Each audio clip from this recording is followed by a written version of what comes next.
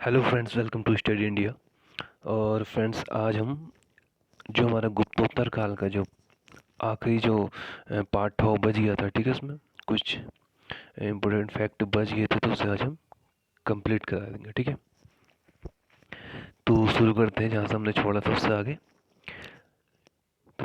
चीनी शासक तांग, ठीक है, तांग के शासनकाल में जिसकी राजधानी कहाँ थी, चंगन थी। ठीक है, ह्वेनसांग चंगन से 638 ईस्वी में भारत के लिए प्रस्थान किया। ठीक है, चीनी शासक तांग के शासनकाल में जिसकी राजधानी चंगन थी तथा ह्वेनसांग चंगन से 639 ईस्वी में भारत के लिए प्रस्थान किया। ठीक है, तो क्वेश्चन यहाँ से बन सकता है कि जब ह्वेनसांग चंगन से भारत भारत की ओर आया तो उस टाइम किसका शासन था। ठीक है, चीन में, चाइना में। इसके अलावा यात्रियों के राजकुमार भी ह्वेनसांग को कहा जाता है। ठीक है, और ह्वेनसांग ने भीनमाल की यात्रा भी की। ठीक है, भीनमाल।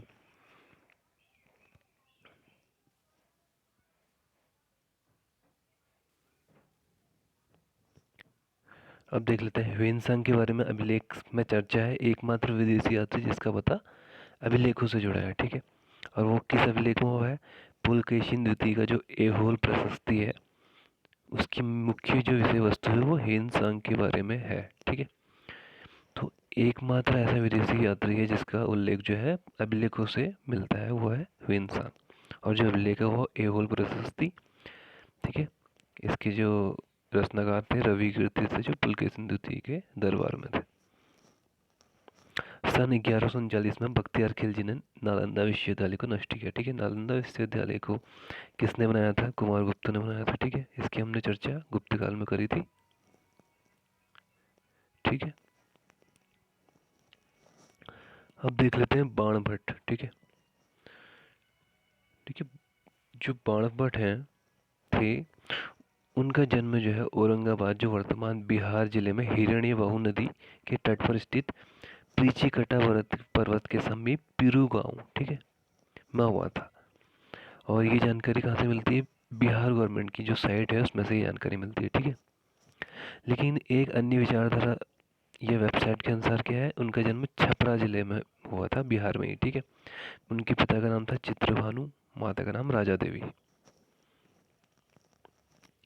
ठीक है, अब चलते हैं। देखिए, एक वंश और आता है, गुज्जर प्रतिहार वंश। ठीक है, राजवंश। अग्निकुल के राजपूतों में से सर्वाधिक अद्भुत राजवंश और शक्तिशाली राजवंश कौन सा था, गुर्जर प्रतिहार राजवंश। इस राजवंश की जानकारी देने वाले स्रोत कौन कौन से हैं, देखिए।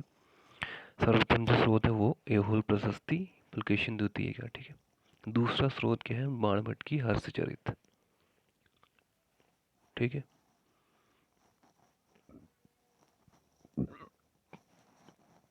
और जो संस्थापक थे उसके नागभट्ट प्रथम। ठीक है, अब देख लेते हैं हर्षवर्धन प्रथम के संगम में।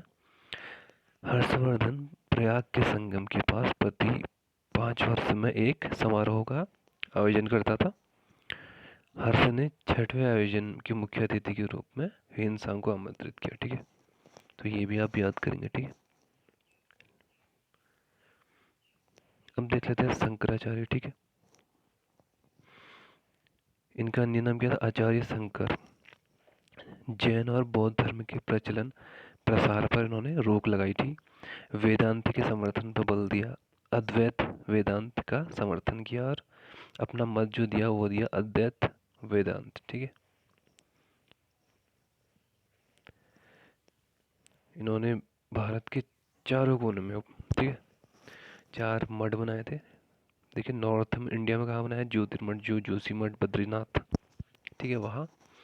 और साउथ में इन्होंने कर्नाटक में श्रृंगेरी मठ बनाया। द्वारका गुजरात में, वेस्ट इंडिया में द्वारका मठ, और ईस्ट इंडिया में पुरी में बनाया था एक मठ। ठीक है, उड़ीसा में। तो ये चारों मठ आपको याद रखने हैं। गुप्तोत्तर काल व्यापार का प्रमुख जो बिंदु था वो कन्नौज था।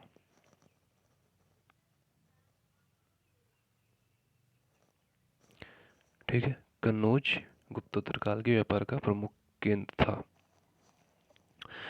ह्वेनसांग अपनी इच्छानुसार हर्षी के शासनकाल में भारत आया था, ठीक है, ये भी आप याद रखेंगे। 637 ईस्वी में नालंदा विश्वविद्यालय का भ्रमण किया उसने, तथा उस समय जो विश्वविद्यालय के आचार्य कौन थे, शीलभद्र कुलपति थे, ठीक है। ह्वेनसांग इसके अलावा दो जगह और गया, कहाँ गया, मथुरा और वाराणसी, ठीक है। अब ह्वेनसांग के अनुसार क्या है, मथुरा जो उस टाइम थी भारत का सूती वस्त्र का प्रमुख केंद्र था, ठीक है, तथा जो वाराणसी था वो रेशमी वस्त्र उद्योग का केंद्र था। तो मथुरा सूती वस्त्र का केंद्र और वाराणसी रेशमी वस्त्र उद्योग का। थानेश्वर को चिंतामणि भूमि से संबोधित किया, ठीक है, ह्वेनसांग ने, जिसका अर्थ है ऐसी भूमि जो अतिथि के लिए ही होती है, और लाल भूमि भी कहा, ठीक है, जो व्यापारी भूमि है। तो थानेश्वर को चिंतामणि भूमि और लाल भूमि किसने कहा, तो ह्वेनसांग ने। एक पुस्तक है ह्वेनसांग की, देखिए, a records of the western region, ठीक है, ये जरूर याद रखना, एग्जाम में पूछी जाएगी। अब देख लेते हैं कुछ इंपॉर्टेंट फैक्ट। हिंद की जनता के लिए जो हिंदू शब्द, वो किसका दिन था, अरब वासियों के दिन, ठीक है। अब कली संवत क्या था, 3102 ईसा पूर्व, ठीक है। कलचुरी चेदी 248 ईस्वी। अब देखते हैं नागर शैली में निर्मित प्राचीन मंदिर, ठीक है। प्राचीन मंदिर कौन कौन से हैं जो नागर शैली में बने हैं, जैसे पुरी का जो जगन्नाथ मंदिर है, अनंत वर्मा ने बनाया था, ठीक है। खजुराहो के मंदिर चंदेल शासकों ने बनाए। कंदरिया महादेव का मंदिर चंदेल शासक धंगदेव ने, ठीक है। वैसी वेसर शैली, ठीक है, जो नॉर्थ इंडिया में जितने भी टेम्पल है वो वेसर शैली से निर्मित है, जैसे देवगढ़ का दशावतार और कैलाश का कैलाश मंदिर जो एलोरा में है, राष्ट्रकूट शासक ने बनाया, ठीक है। और जो देवगढ़ का मंदिर है वो गुप्त काल के शासन में बना था।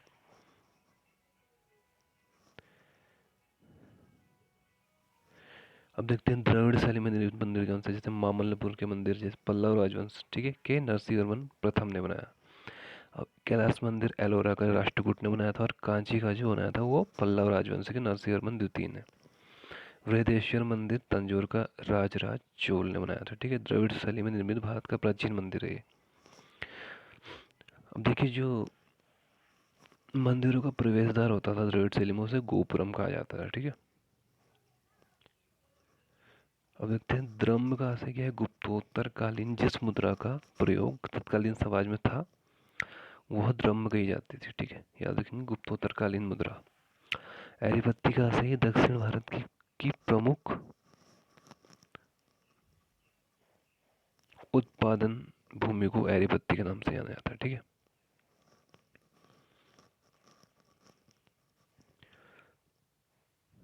अब चलते हैं आगे। देखिए, पूर्वी तट का बंदरगाह कौन था, सप्तग्राम, ठीक है। शैव संप्रदाय की महत्ता गुप्तोत्तर काल में अधिक थी, ठीक है। ओम नमः शिवाय जो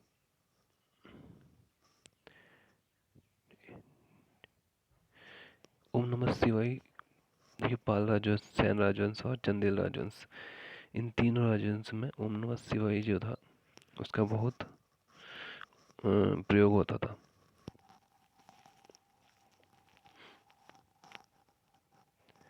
जैसे देखिए, पाल, सेन, चंदेल राजवंश अपने कोई कार्य करने से पहले ओम नमः शिवाय का प्रयोग करते थे। तत्व परीक्षा नामक पुस्तक के लेखक भोज परमार, ठीक है।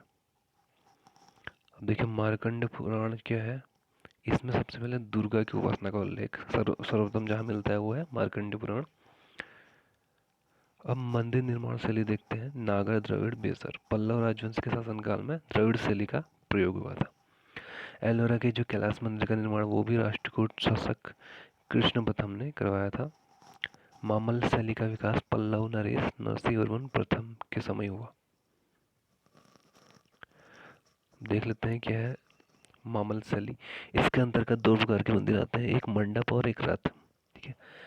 जो मामल्ल शैली के रथ होते हैं वो सप्त पैगोडा के नाम से विख्यात है। इनकी संख्या, रथ की संख्या 8 है, और 8 में जो सबसे महत्वपूर्ण है वो द्रौपदी रथ है, ठीक है।